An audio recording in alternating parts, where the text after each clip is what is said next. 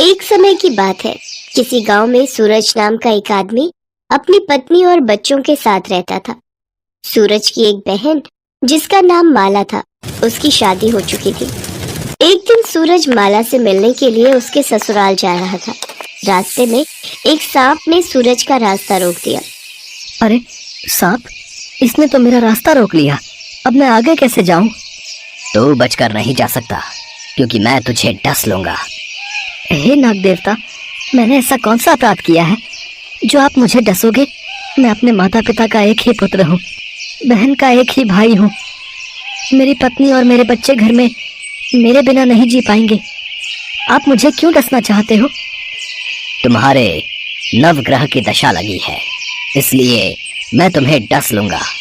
जब सांप किसी भी तरह राजी नहीं हुआ तो सूरज परेशान हो गया और बोला, ठीक है नाग देवता, मैं अपनी बहन के घर उससे मिलने जा रहा हूँ।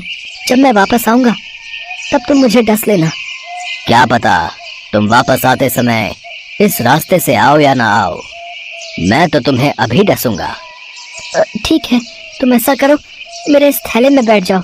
जब मैं अपनी बहन से मिलकर वापस आऊंगा तब तुम मुझे डस लेना। सांप ने सूरज की बात मान ली और थैले में बैठ गया। उसने ऊपर से बेलपत्र ढक दिए और अपनी बहन माला के घर पहुंचा। माला उस समय नवग्रहों की कहानी कह रही थी। उसने सूरज को आते हुए देखा और बोली, सूरज भैया, तुम बहुत दिनों बाद आए हो और बहुत ही अच्छे शगुन में आए हो। बैठो, मैं नवग्रह की कहानी शुरू करने जा रही थी।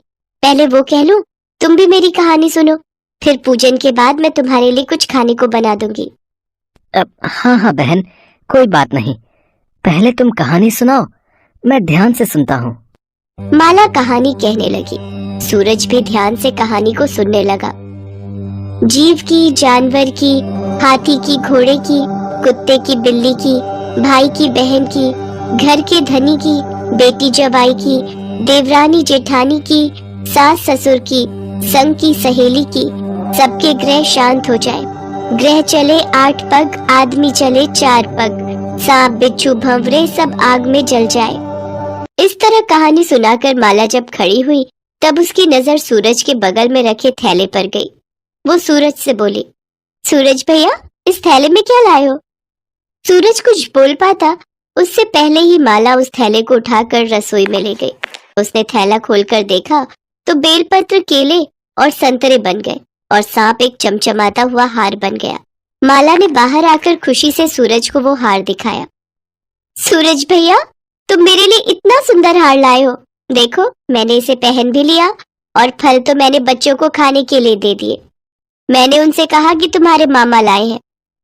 माला की बात सुनकर सूरज हैरान रह गया और बोला, माला मेरी बहन, उसमें हार नहीं बल्कि मेरी मौत का सामान था। ये सुनकर माला घबरा गई। सूरज ने माला को सारी बात बताई और बोला, बहन, तेरे ही 9 ग्रहों की कहानी का प्रभाव है जो सांप हार बन गया। ये सब तेरे ही भाग्य से हुआ है। तेरे कारण मेरे प्राण बचे हैं। तेरे भाग्य से सांप हार बन गया। सूरज भैया, तुम्हारे नवग्रह की दशा लगी है। तुम अब घर जाकर भाभी से कहना कि वो भी नवग्रह की कहानी कहे। देखना, बहुत जल्द 9 ग्रहों की दशा तुम्हारे ऊपर से हट जाएगी। भगवान मेरे भैया को सारी मुसीबतों से बचाए रखना। जुग जुग जियो मेरे भैया। ऐसा कहकर माला ने अपने भाई सूरज को विदा किया। सूरज अपने घर पहुंचा और जाकर अपनी पत्नी से सारी बात कही। पूनम, हमारे नवग्रह की दशा लगी है। हम नवग्रह की कहानी रोज कहा करेंगे।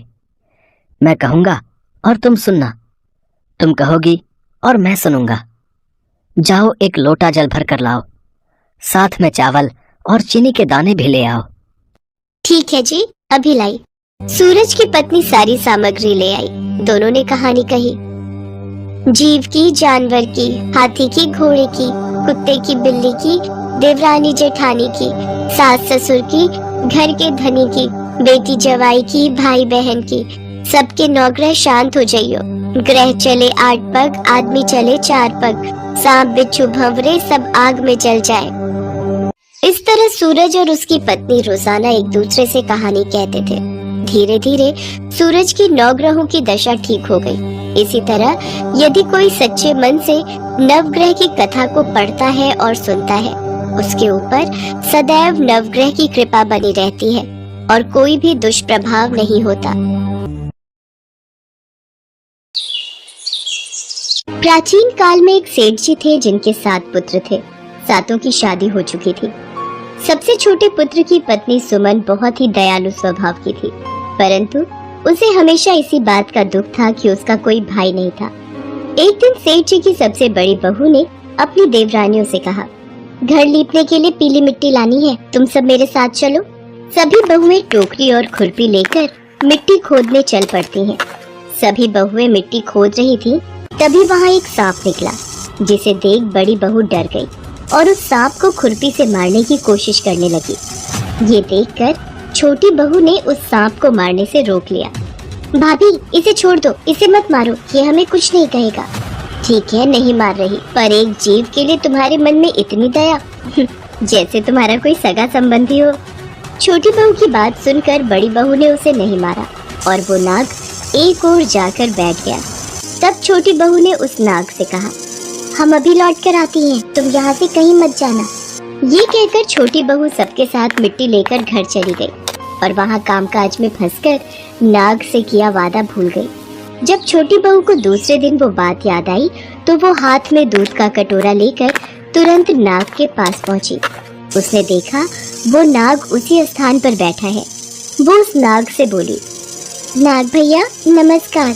तू मुझे भैया कह चुकी है, इसलिए मैं तुझे माफ कर देता हूँ, नहीं तो झूठी बात कहने के कारण तुझे डस लेता। भैया मुझसे भूल हो गई, मैं आपसे क्षमा मांगती हूँ। अच्छा, तू आज से मेरी बहन हुई और मैं तेरा भाई, तुझे जो मांगना हो मांग ले। भैया मेरा कोई भाई नहीं है, मुझे आपके रूप में भाई मिल गया, मुझे और कुछ नहीं चाहिए भैया। ठीक है बहन, मैं हमेशा एक भाई का फर्ज जरूर निभाऊंगा। इतना कहकर वो नाग वहाँ से चला गया। कुछ समय बीतने पर वो नाग मनुष्य का रूप लेकर सुमन के घर आया और बोला, मेरा नाम नागार्जुन है, मैं अपनी बहन सुमन को लेने आया हूँ, कृपया करके मेरी बहन को भेज दो। पर हमारी बहू का तो कोई भाई नहीं है। मैं इसका चचेरा भाई हूँ, बचपन में ही बाहर पढ़ने चला गया था, ब्याह के वक्त मैं गांव में नहीं था। अच्छा, ठीक है। सुमन बहू, तुम्हारा भाई नागार्जुन तुम्हें लेने आया है, कुछ दिन भाई के घर रह आओ। नाग छोटी बहू के कमरे में गया और उसे अपने बारे में बता दिया। छोटी बहू उसके साथ चल दी। रास्ते में नाग उससे बोला, बहन, मैं अपने असली रूप में आ रहा हूँ, तो डरना नहीं, और जहाँ चलने में कठिनाई हो वहाँ मेरी पूंछ पकड़ लेना। छोटी बहू अपने भाई नाग के कहे अनुसार उसकी पूंछ पकड़कर चलती रही और वो उसके घर पहुँच गई। वहाँ के धन ऐश्वर्य को देखकर वो चकित रह गई। माँ, पिताजी, ये मेरी बहन सुमन है, अब ये कुछ दिन हमारे साथ ही रहेगी। ये तो बहुत अच्छी बात है बेटा। आओ बेटी, अब कुछ दिन आराम से अपने भाई के घर रहो। एक दिन नाग की माता नाग को दूध दे रही थी, तभी सुमन बोली, माँ आज मैं भैया को दूध दे आऊँ? ठीक है बेटा, जा दे आ। सुमन ने गलती से नाग को गरम दूध पिला दिया, जिससे उसका मुंह जल गया। सुमन, तुमने ये क्या किया? तुम जानती भी हो तुम्हारा भाई नाग गरम दूध नहीं पी सकता। देखो, गरम दूध पीने से बेचारे का मुंह जल गया। मुझसे बड़ी भारी भूल हो गई माँ। कोई बात नहीं बहन, तुम्हें कहाँ पता था कि मैं गरम दूध नहीं पीता। कोई बात नहीं बेटी, अब तुम उदास मत हो। ऐसे ही कुछ दिन मायके में रहने के बाद नाग और उसके माता पिता ने सुमन को बहुत सा सोना, चांदी, जवाहरात, वस्त्र, आभूषण आदि देकर उसके घर पहुंचा दिया। इतना ढेर सारा धन देकर बड़ी बहू ने ईर्ष्या से कहा, सुमन तेरा भाई तो बड़ा धनवान है, तुझे तो उससे और भी धन लाना चाहिए। नाग ने ये वचन सुन लिए। उसने सुमन को सब वस्तुएं सोने की लाकर दे दी। ये देखकर बड़ी बहू ने कहा, अब इन सोने की वस्तुओं को झाड़ने के लिए झाड़ू भी सोने की होनी चाहिए। ये सुनकर नाग ने झाड़ू भी सोने की लाकर रख दी। नाग ने सुमन को हीरे और मणियों से जड़ा एक अद्भुत हार दिया था। उसकी प्रशंसा उस देश की रानी ने भी सुनी और वो राजा से बोली, महाराज, हमारी दासी ने बताया है नगर के सेठ की छोटी बहू सुमन के पास हीरे मणियों से जड़ा एक हार है। हमें वो हार चाहिए, नहीं तो हम आपसे बात नहीं करेंगे। सैनिकों, जाओ और नगर सेठ से वो हार लेकर शीघ्र उपस्थित हो। सैनिकों और मंत्रियों को देखकर सेठ डर गया और डर के कारण सेठ ने छोटी बहू सुमन से हार मंगाकर सैनिकों को दे दिया। सुमन को ये बात बहुत बुरी लगी। उसने अपने नाग भाई को याद किया तो नाग वहाँ प्रकट हुआ। भैया, रानी ने आपका दिया हार छीन लिया है। वो हार मुझे अति प्रिय था। घबराओ नहीं बहन, रानी तुम्हारा हार नहीं पहनेगी। जैसे ही रानी ने हार पहना वैसे ही वो गले में नाग बन गया। ये देखकर रानी चीख पड़ी और रोने लगी। उसने हार को नाग समझकर उतार फेंका। राजा ने सुमन को सेठ के साथ अपने महल में बुलाया और बोला, तूने क्या जादू किया है? मैं तुझे इस अपराध के लिए कठोर दंड दूंगा।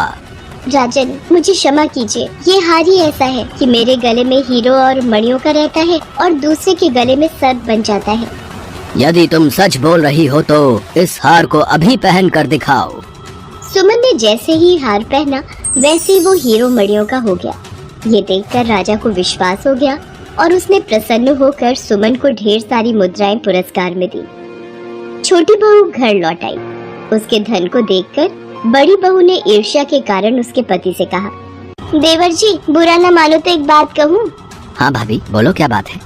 देवरानी जी का कोई भाई नहीं था। अचानक से भाई पैदा हो गया और उसने अपनी प्यारी बहन को इतना धन दौलत देकर विदा किया। बात कुछ हजम नहीं हुई। बड़ी बहू ने अपने देवर को अपनी देवरानी सुमन के लिए बहुत अच्छे से भड़का दिया था, पर तभी सुमन भी वहाँ आ जाती है और सारी बातें सुन लेती है। वो अपने भाई नाग को याद करके रोने लगती है। बहन को मुश्किल में फंसता देख उसी समय नाग वहाँ प्रकट होता है। उसे देखकर सब लोग डर जाते हैं। जो मेरी बहन के आचरण पर संदेह करेगा मैं उसे डस लूंगा। नहीं भैया, आप इन सब पर क्रोध ना करो। ये मेरे अपने हैं, आप इन्हें क्षमा कर दो। मैं तो बस इन्हें सच दिखाना चाहती थी और आज आपने अपनी बहन की लाज रख ली भैया। बड़ी बहू अपने व्यवहार पर बहुत शर्मिंदा हुई। सबने मिलकर हाथ जोड़कर नाग देवता से क्षमा मांगी और नाग देवता का स्वागत सत्कार किया। ऐसी मान्यता है कि उसी दिन से नाग पंचमी का त्योहार मनाया जाने लगा। इसी कारण स्त्रियां नाग को भाई मानकर नाग पंचमी के दिन नाग देवता की पूजा करती हैं।